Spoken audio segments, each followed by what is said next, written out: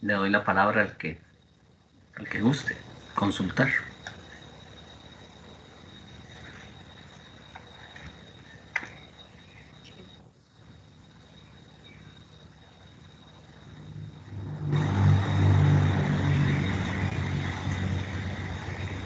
Nadie tiene ninguna consulta. Ok.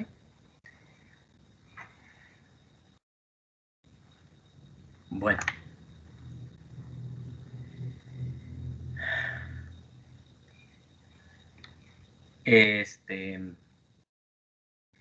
Entre las cosas que ustedes expusieron, dicen que el conocimiento no se transmite de un individuo a otro. ¿Podrían explicarnos al respecto? Entonces, ¿cuál es el papel que juega un profesor, por ejemplo, si no está transmitiendo el conocimiento al alumno, de acuerdo a lo que se propuso en la presentación de ustedes? Profesor, sinceramente yo siento que está equivocado, porque siento que el profesor tiene que darle la guía al estudiante para que vaya generando los conocimientos.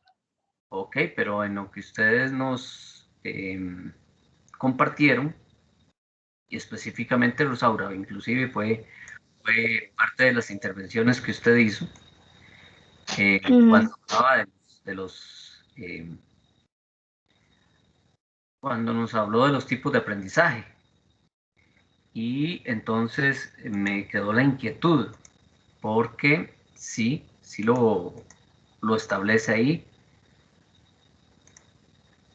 Y entonces, vamos a ver, lo que no quiero es que caigamos en una contradicción. ¿Transmite o no transmite el conocimiento un individuo al otro? Para mí sí, sí lo transmite. Y yo sé que es una contradicción, pero sinceramente sí siento que lo transmite.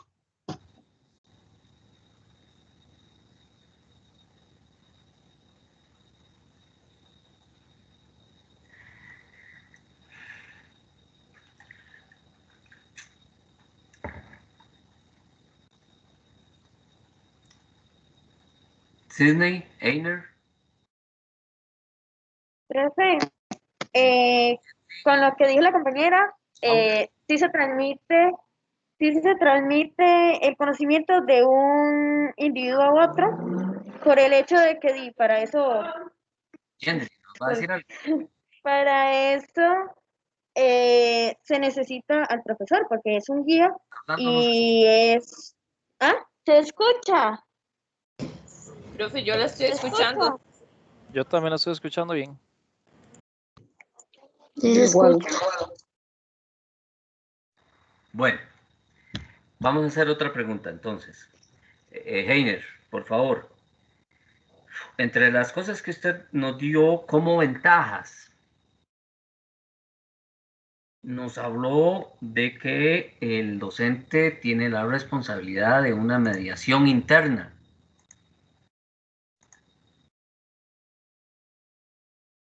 Es más, específicamente lo dice, el docente como un proceso interno de mediación. ¿Qué es? ¿A qué se refiere con mediación interna? Vendría a ser cuando él participa con el estudiante para que, bueno, empezaría como a facilitarle los temas, los conceptos, las ideas, una estructura de trabajo. O compañeras. Profe, ¿usted nos está escuchando? Porque nosotros escuchamos bien a Einer y a Gendry también. Profe. Profe, ¿nos escucha? Perdón. Profe, ¿nos oye? Profe, ¿nos escucha a nosotros? Sí. Profe, ¿nos oye? Exi sí me escucha. Sí. Ok, Lauren. Profe, todos escuchamos. Junio me Profe, escucha. todos los estamos escuchando, pero al parecer usted nos escucha a Profe, nosotros. todos lo estamos escuchando. Todos. Todos están escuchando, ok. Yo no estoy escuchando. Yo soy el que no escucha. Muy bien, gracias. Gendry, Entonces, ahora sí, vamos con la primera pregunta. ¿Por qué no se transmite el conocimiento de un individuo a otro? Profe, ¿me escucha? Sí, señorita. Sí, la escucho. Ok. El conocimiento se transmite de un individuo a otro, sí. Tal vez a lo que Rosaura se refería era que hay formas de transmitir el conocimiento. Digamos, ella, bueno, como nos expone esta teoría, se busca que el estudiante sea activo dentro de el aprendizaje, para que pueda aprender de una mejor forma. Tal vez no era que no transmitía el conocimiento, porque de hecho sí lo transmite, porque los profesores, como usted, eh, nos transmiten conocimiento, nosotros lo interpretamos y así es como nosotros le podemos dar un significado a eso. Ok, perfecto, perfecto. Está bien. Entonces, para todos en general, cuando Rosaura específicamente o el grupo nos comparte que dentro de una de las características propias del constructivismo está el hecho de que no se transmita el conocimiento de un individuo a otro como lo tendríamos en un tipo de modelo conductista, por ejemplo, donde sí se establece como característica esencial que A le transmite el conocimiento a B. En este caso, por lo que vimos la semana anterior del cognoscitismo, vimos que se encarga de estudiar las estructuras mentales y la forma como el individuo adquiere su conocimiento.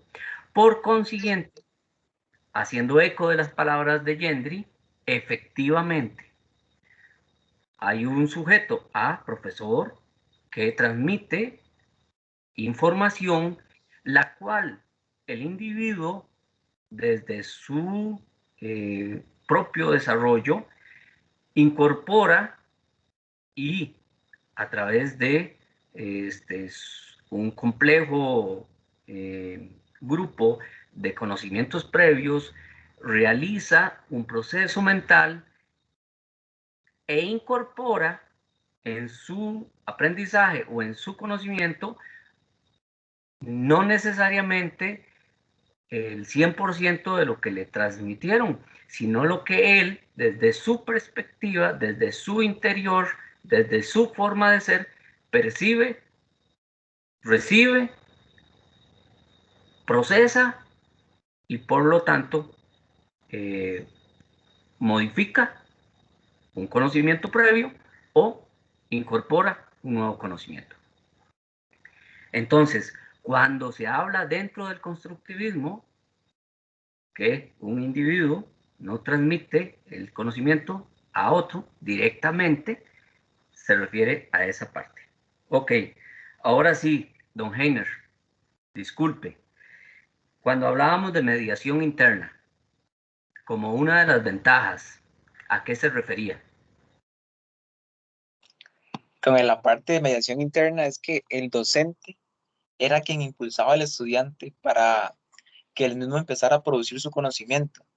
De cierta forma es el iniciador que necesita el estudiante para que, así en mis palabras, agarre vuelo. Y no es que busque una copia exacta o paralela del conocimiento de la persona que lo está instruyendo, sino que a favor de ese tipo de cosas va y empieza una construcción en favor de ir desarrollando sus esquemas internos, de poder lograr y entender todos estos conceptos, los significados y los sentidos que quiere lograr. Entonces, en esa parte, el docente como mediador interno es eso, es como el pequeño impulsor para que él continúe desde esa parte hacia adelante. Ok, perfecto. Entonces, para todos, cuando se habla de una mediación interna, es porque existen dos formas de mediación, la externa y la interna. Cuando hablamos de la externa, estamos hablando de cualquier elemento que influya externamente, y cuando hablo externamente estamos hablando fuera del espacio propio de lo que nosotros percibimos como centro de educación. ¿Ok?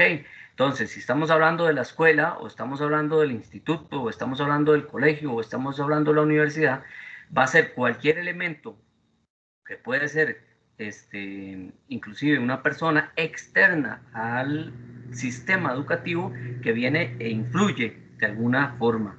Cuando hablamos, como lo acaba de decir Einer, de mediación interna, es que se da dentro del espacio físico específicamente, y en donde el profesor y el alumno van a tener una relación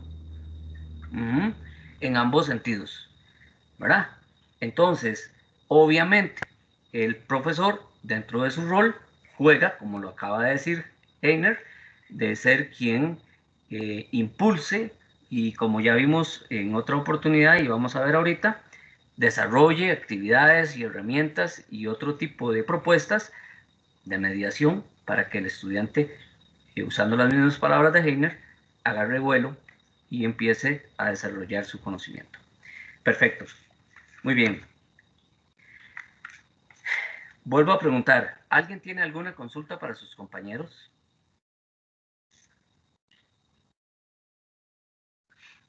Entonces, me gustaría compartir con ustedes una serie de elementos que creo que son complementarios a lo que ellos nos expusieron.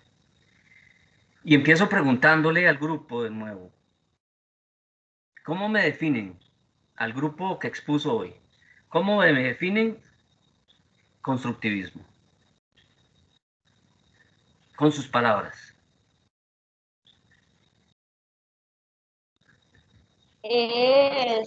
Para mí, el constructivismo es cómo nosotros construimos nuestro propio conocimiento o cómo construyen los demás su conocimiento. Cada uno tiene un pensamiento propio. Por lo tanto, lo mismo que puede aprender usted de una persona, no lo puede aprender o de alguien o de alguna teoría, de alguna investigación, no es lo mismo o no lo va a interpretar igual otra persona. No sé si me doy a entender. Ok, para todos en general. Constructivismo y cognoscitivismo, ¿serían semejantes?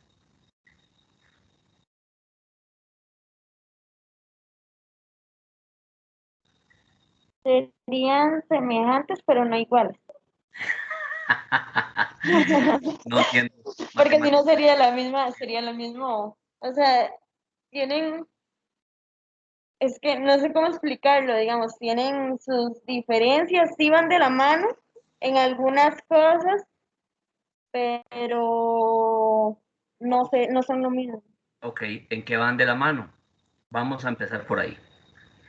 Cognitivismo y constructivismo comparten el mismo fundamento teórico. Vamos a empezar desde ahí. Inclusive, es tanto así que hoy a 18 analizamos la teoría de Piaget, la teoría de Vygotsky, la teoría de Ausubel, que estaba mal en la presentación, Ausubel.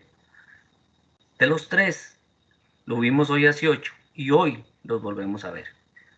Entonces, la primera semejanza entre ambos es que los dos tienen y comparten el mismo fundamento teórico. ¿Por qué? Porque los dos buscan explicar la forma como el alumno aprende. ¿Ok? El constructivismo viene a ser ya una corriente pedagógica en donde el alumno es el principal actor, donde su proceso de aprendizaje es dinámico, es activo, es participativo. Y es responsable de construir su propio conocimiento.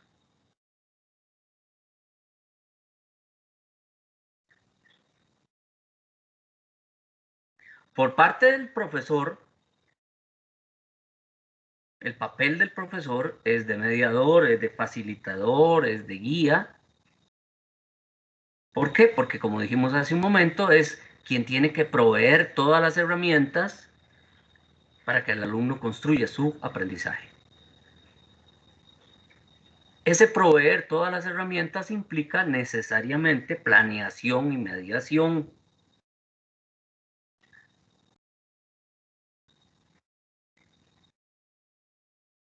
¿Para qué?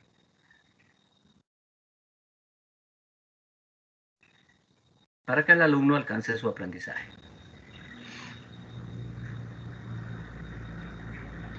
Eso implica un acompañamiento permanente dentro del proceso de enseñanza y aprendizaje.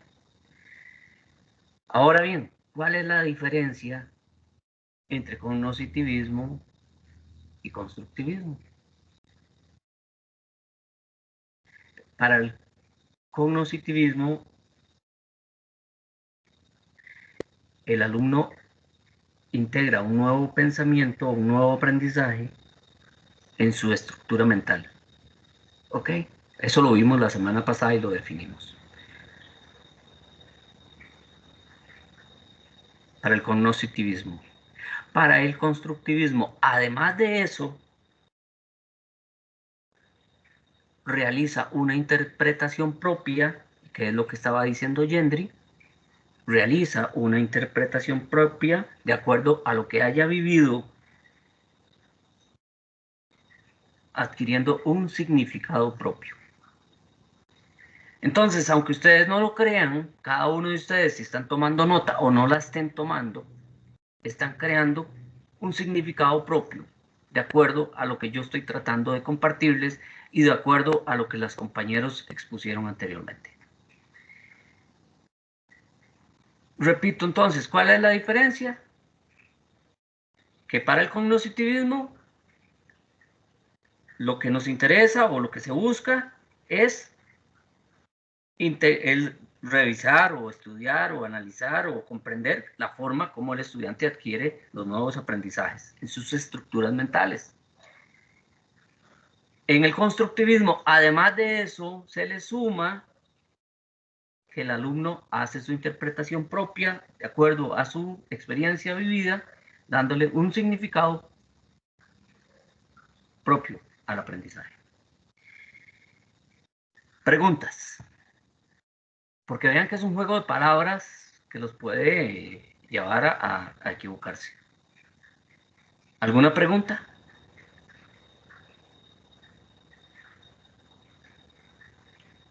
¿No hay preguntas?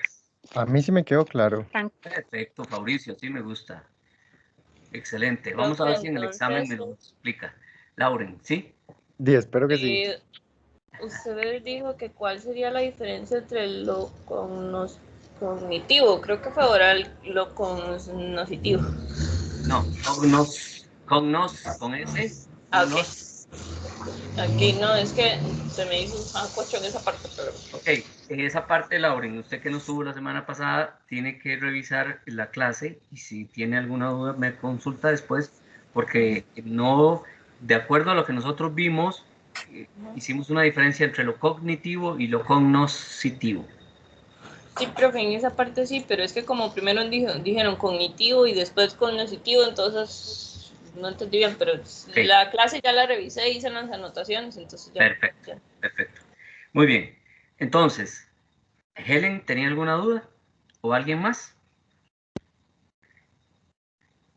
No hay dudas con parte de esto. Okay. Acabamos de tratar de definir constructivismo. Y vimos semejanzas y diferencias con el cognoscitivismo. Y dijimos que tiene el mismo fundamento teórico. Entonces, vamos a repasar rápidamente dentro del constructivismo a los tres principales. Y por favor, aquí hago una nota una observación muy grande, por si acaso ustedes revisan en algún momento de nuevo la presentación de sus compañeros.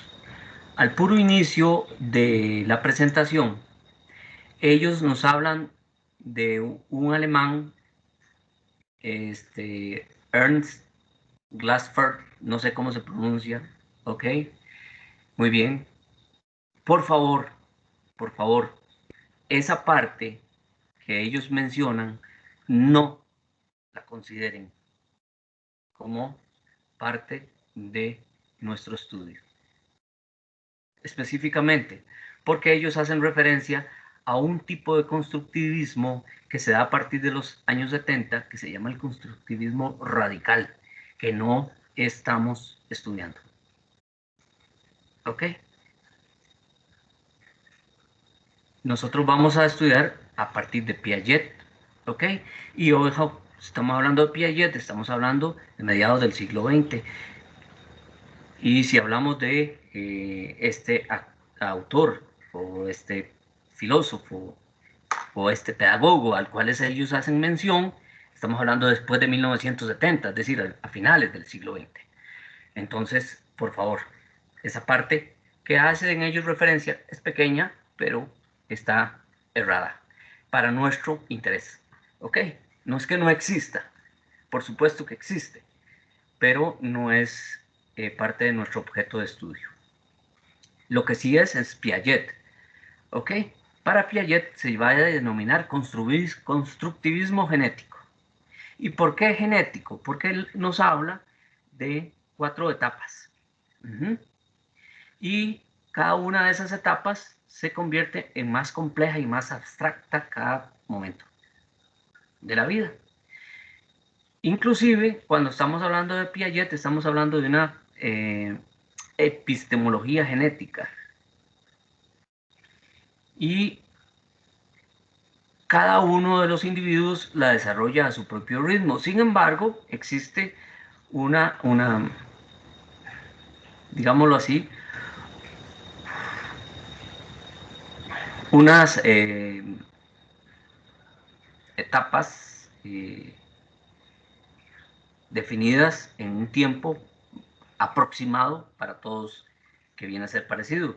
La primera etapa, muy claro, ellos lo dijeron y nos lo explicaron, la sensora motora, que va de los 0 años a los 2 años, ¿verdad? Que es una cuestión más instintiva, es una cuestión de sobrevivencia, es una cuestión de que los bebés requieren necesariamente, las personas, los individuos, requieren necesariamente de la asistencia permanente de otros para poder ir desarrollándose, ¿verdad?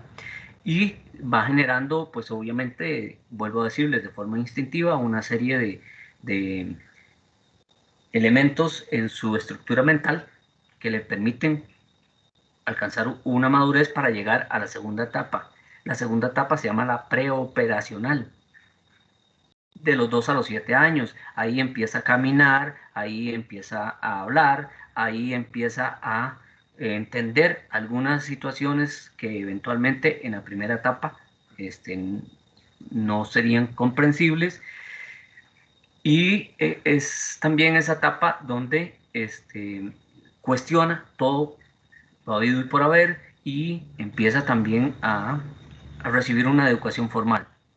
Entiéndase educación formal, un proceso de enseñanza-aprendizaje preescolar, materno e inclusive los primeros años de escuela. La tercera etapa es la de operaciones concretas. Esta va de los 7 a los 11 años. Ahí empieza a llegar a una etapa que nosotros conocemos como preadolescencia y en donde obviamente genéticamente va sufriendo una serie de transformaciones que vienen a consolidarse en la cuarta etapa, que es la de operaciones formales. Y las operaciones formales van desde los 12 años en adelante.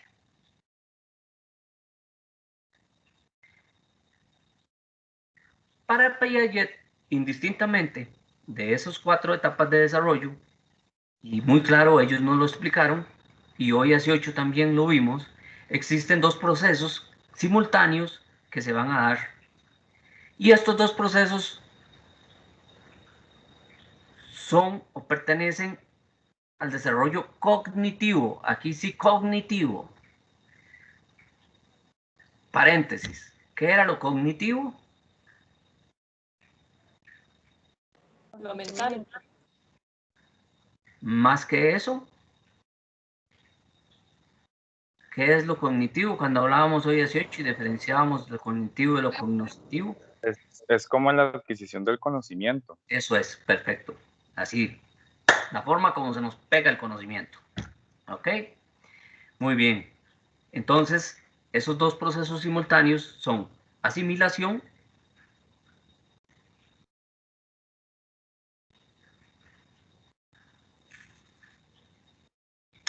y la acomodación. Adelante, Yendri. Profe, no sé si tal vez fue que no se, disculpen, sí tal vez fue que no se escuchó, pero digamos, al menos en esa parte yo sí lo puse, digamos, sí lo dije. Si no, no, estamos de acuerdo. Desde el principio yo dije que lo que estoy haciendo es simplemente reforzando lo que ustedes dijeron. Digamos, la acomodación y la asimilación sí van dentro del trabajo, tal vez no se escuchó. Vuelvo a decirle, Yendri, lo que estoy haciendo es complementando lo que ustedes dijeron. No estoy diciendo cosas que faltaron. Es complementándolo. Así que no se preocupe, sí, sí venía. Y yo hice... Siempre. Ok, perfecto. Gracias, es que quería como quedar tranquila con eso. No se preocupe. La asimilación consiste en interiorizar experiencias y relacionarlas con lo que ya se conoce. Repito, la asimilación consiste en interiorizar experiencias y relacionarlas con lo que ya conocemos. Eso nos va a permitir, 1, mantener, 2, modificar o 3, cambiar los conocimientos previos. Eso es asimilación. La acomodación es modificar radicalmente los esquemas previos para integrar los nuevos.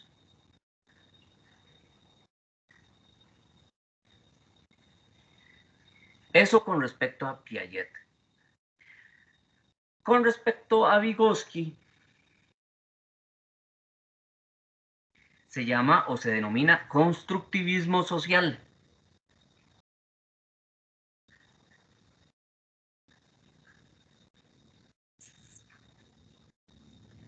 ¿Ok? Y aquí él basa o parte de que todo el entorno social y cultural son fundamentales para el proceso de aprendizaje. Inclusive, refiere que es más importante lo social que lo biológico. Y acabamos de ver que para Piaget, lo genético, por consiguiente, lo biológico es lo más importante. Pero Vygotsky nos dice que es más esencial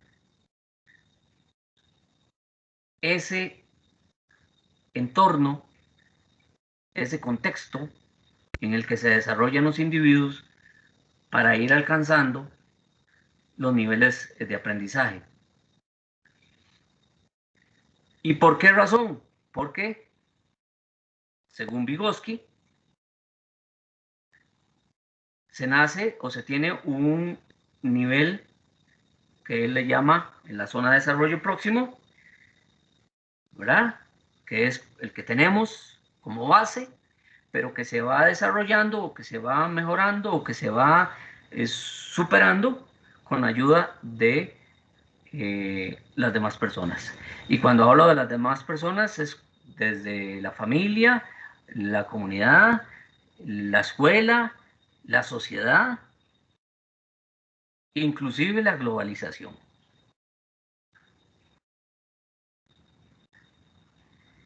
El tercero es Ausubel. Y habíamos visto la semana anterior que en Ausubel lo importante o lo relevante es el aprendizaje significativo. Y por favor, pregunta de desarrollo para el examen. No es lo mismo significativo que importante. Hay que tener cuidado, porque cualquiera puede decir que es un sinónimo, ¿ok? Aprendizaje significativo no es lo mismo que aprendizaje importante. Lo que nos importa en este caso es que el aprendizaje significativo se produce cuando se relaciona una nueva información con información previa o con conocimientos previos en dos dimensiones, según Ausubel. Las dos dimensiones se llaman aprendizaje por recepción, que es cuando se le presenta una información en su forma final para que el individuo lo incorpore. Entiéndanme, cuando yo llego y les doy a ustedes la definición de constructivismo, eso es aprendizaje por recepción. Yo nada más les digo, constructivismo es esto. Entonces, les repito, aprendizaje por recepción es cuando la información se presenta en su forma final para que sea procesada o para que sea incorporada en nuestra estructura mental. Y la segunda dimensión se llama el aprendizaje por descubrimiento. Cuando la información no se le da, sino que tiene que descubrirla. Entonces, en lugar de haberles dicho, el constructivismo es esto, les digo, investiguen qué es constructivismo. Y entonces ustedes empiezan a indagar en los medios necesarios hasta obtener el conocimiento e incorporarlo en su estructura mental. Profe, ¿me vuelve a repetir los dos tipos de aprendizaje, por favor?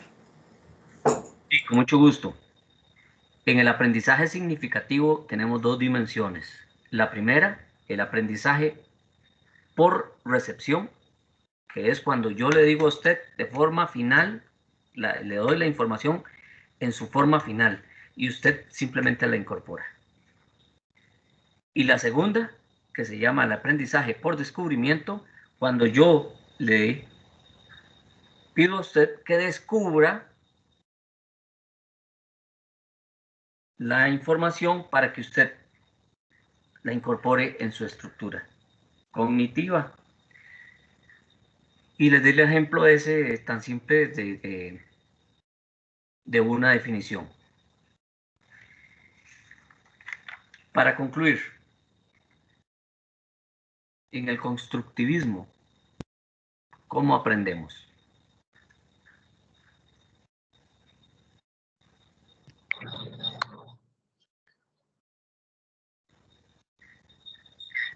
Por descubrimiento. Perdón. Por descubrimiento. Haciendo. Haciendo, por descubrimiento. Por exploración. Por exploración. Percibiendo. ¿Perdón? ¿Qué más dijo? Percibiendo. Ok. Ok. Escuchando y leyendo. Ok. Entonces, en el constructivismo vamos a aprender por medio de las experiencias todos los verbos que ustedes acaban de utilizar, ¿verdad? Que son situaciones vivenciales, que son creadas o que están al alcance de cualquier individuo para que construya su propio aprendizaje de acuerdo a su capacidad y a su contexto. ¿Por qué de acuerdo a su capacidad y a su contexto? Porque yo le puedo dar una información similar a dos personas en diferente tiempo y en diferente espacio que pueden ser interpretadas de modo diferente, aunque sea la misma información. No es lo mismo lo que aprende un japonés a lo que aprende un tico. Aunque sean en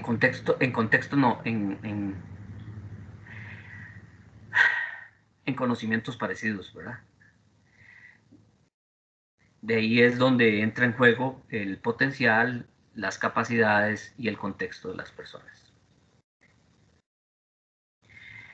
Inclusive, yo estoy hablando de una diferencia diametralmente contraria en cuanto a latitudes, pero aquí en el mismo país no es lo mismo lo que puede, o la forma como aprende un muchacho de Talamanca a un muchacho de la GAM, que a uno de la isla Chira, que a uno del Caribe, que a uno de la zona sur. No es lo mismo.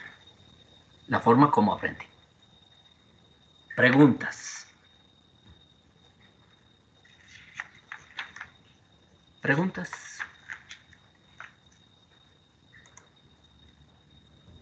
Profe, yo quiero hacer una consulta sobre acerca de los aprendizajes. Sí. En este caso, bueno, ¿sí me escucha bien? Sí. Perfectamente. Ok.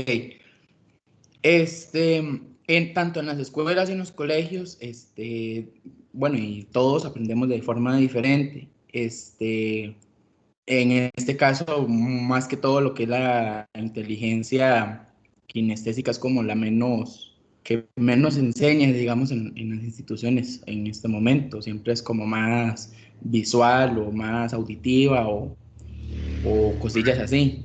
Correcto. Si una persona definitivamente tiene que hacer las cosas para poder aprender bueno, en este caso, aplicar su inteligencia, y algún profesor no hace cómo hacer lo posible para que el chiquito aprenda o la persona aprenda, ¿qué se puede llegar a hacer?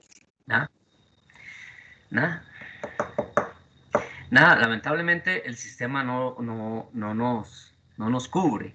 En ese caso, entra en juego el efectivo acompañamiento de los padres de familia. ¿Okay? El efectivo asesoramiento de un estudio psicopedagógico o de un orientador en un colegio. Porque yo voy a eximir al profesor. El profesor podrá darse cuenta de algunos detalles de un estudiante y a partir de ahí valorar y sugerir alguna adecuación. Pero eventualmente, en cuestiones tan radicales como la que usted está diciendo, tal vez dentro de un grupo de 35, 40 estudiantes, es muy difícil llegar y decir, mira, Ademar tiene este estilo de aprendizaje y voy a tener que hacer una adecuación. Es muy difícil. Si Ademar no tiene otro tipo de situación especial de aprendizaje. ¿Ok? Porque hay algunas que sí se detectan a simple vista, por la conducta, por la forma como el estudiante participa o deja de participar, por la relación del estudiante con sus iguales, etcétera, etcétera, ¿verdad? Entonces él ya entra esa chispa del profesor o del maestro y dice, ok, hay que revisar, además tiene alguna situación, vamos a ver, vamos a sugerir, vamos primero a decirle, a acercarnos, preguntarle, ¿verdad? Porque pueden ser un montón de factores, que pueden ser factores propiamente biológicos, físicos o genéticos del estudiante, o pueden ser inclusive factores socioeconómicos, culturales y de índole familiar, ¿verdad? Entonces, ahí está. Pero sí es muy difícil poder satisfacer todos los estilos de aprendizaje de todos los estudiantes, lamentablemente. Y aquí hay un juego muy interesante porque inclusive hablaba el lunes al respecto. Tendría que ser un grupo muy pequeño, muy pequeño, pero el sistema educativo no lo permite. Tendría que ser el sistema privado, pero aún así el sistema privado no se va a quedar quedito con 3 estudiantes en un grupo. ¿Y por qué? Porque no, económicamente no le es rentable. Necesita más estudiantes, ¿verdad? Y si no sería, el costo sería demasiado grande para poder hacerlo. Y después, como extremo, tampoco va a servir un sistema educativo que sea individualizado. Porque si yo solo tengo un alumno, ese alumno lo que yo voy a hacer es hacer un espejo mío, ¿verdad? Entonces, ahí está el factor. Digamos que ahí entraría el caso de utilizar las diferentes inteligencias con diferentes actividades para que cada persona aprenda, por así decirlo. Eso sería entonces ya el dinamismo y la innovación del profesor para tratar de ir involucrando a todos en un proceso y ofreciéndoles actividades de mediación diferentes para que puedan unos jugar de una manera un día, otros de otra manera, pero todos al fin y al cabo cumpliendo con las actividades que hay que realizar. Sí, así es. Helen. Sí, profe, no sé si estoy equivocado o si lo estoy percibiendo mal o bien, pero a lo que hemos visto, yo creo que en la educación nosotros recibimos tanto el método conductual, desarrollista cognitivo, también el cognitivismo y el constructivismo. No sé, yo lo veo como que se incorporan todos en ciertas etapas. Mira, usted tiene toda la razón y es parte de las conclusiones a las que tenemos que llegar al final de este curso, porque definitivamente, ¿qué ha venido haciendo un modelo con respecto a otro? El planteamiento de mejoras a lo que se viene dando. Entonces, vuelvo a decirle, el sistema tiene que adaptarse a la situación. Y si hoy por hoy yo llego a un lugar en donde tengo que dar una clase bajo las condiciones presenciales y no tengo las facilidades mínimas en cuanto a materiales, ¿de qué me queda? Dar una clase magistral. Ajá. Podría innovar alguna situación y traer unos palitos o unas piedras para que ellos vean una cuestión, un ejemplo matemático, por ejemplo, ¿verdad? Porque estoy en un espacio abierto, porque tengo la posibilidad de la naturaleza al lado, etcétera, etcétera.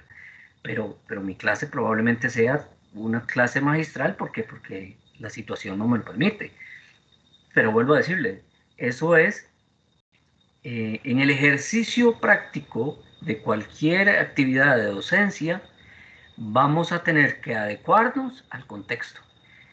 Y a partir de ahí, vamos a ir adaptando, como usted lo está diciendo, modalidades de pedagogía para poder llevar a cabo el proceso de la mejor manera posible. Y ahí entra en juego la iniciativa del profesor, la innovación del profesor, la creatividad del profesor. Pero sí, Helen, tiene toda la razón. Todos hemos vivido de una u otra forma. Yo creo que el menos sería el romántico. Porque casi siempre nos dijeron, esto es lo que vamos a hacer. Casi nunca, por no decir nunca, le dijeron qué quiere usted hacer. ¿Verdad? Priscila. Lo de la adaptación sería como ejemplo el año pasado que empezó la pandemia, que hubo que adaptarse a clases virtuales.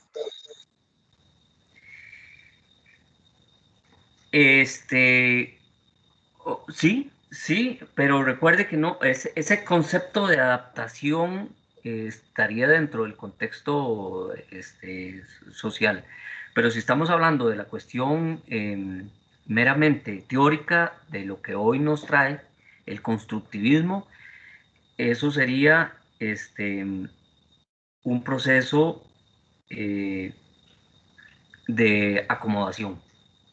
Es decir, teníamos algunos conocimientos previos de cómo se usaban estas herramientas, pero de hoy para mañana tenemos que usarlas.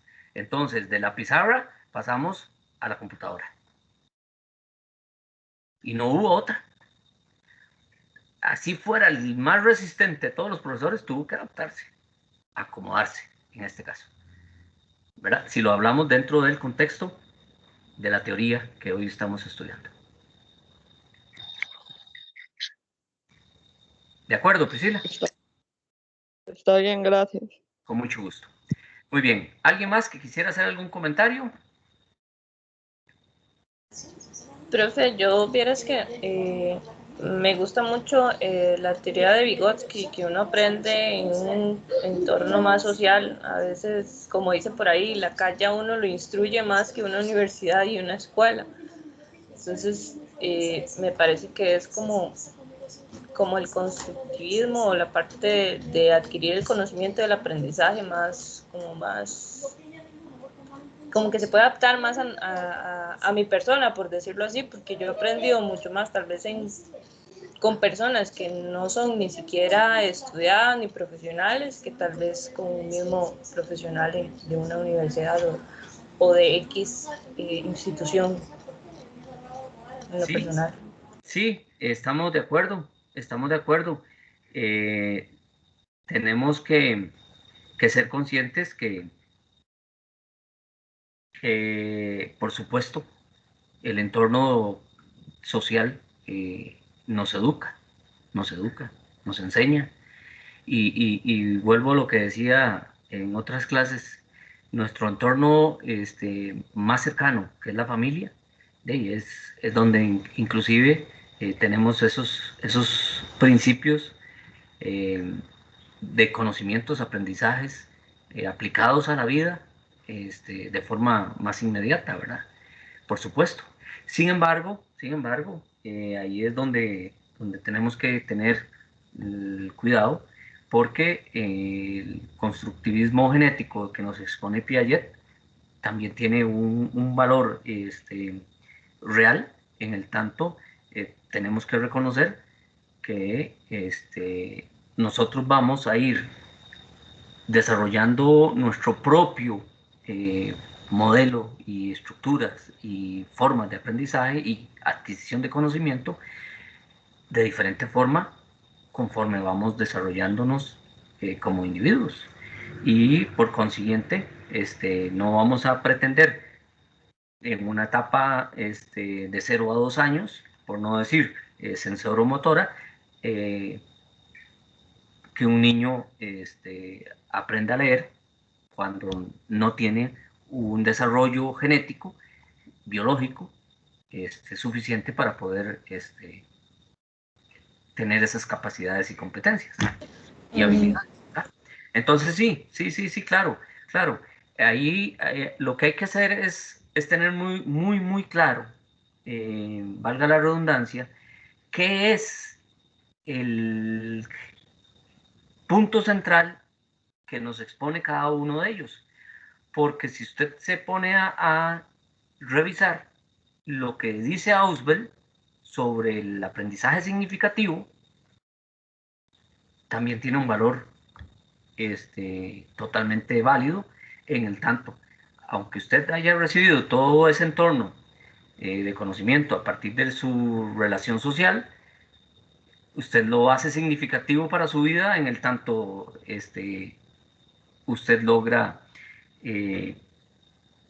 relacionarlo con otros conocimientos previos, ¿verdad? Entonces ahí entra en juego los 3 teóricos, las 3 posiciones, y fundamentalmente yo creo que lo importante es reconocer, primero, que el estudiante, que el alumno es el principal elemento dentro del proceso educativo. Estamos hablando en el marco del constructivismo. Segundo, que el estudiante crea su propio conocimiento a partir de su potencial, de su capacidad, de su contexto. Y por supuesto, cuando estamos hablando del contexto, estamos hablando de la parte social.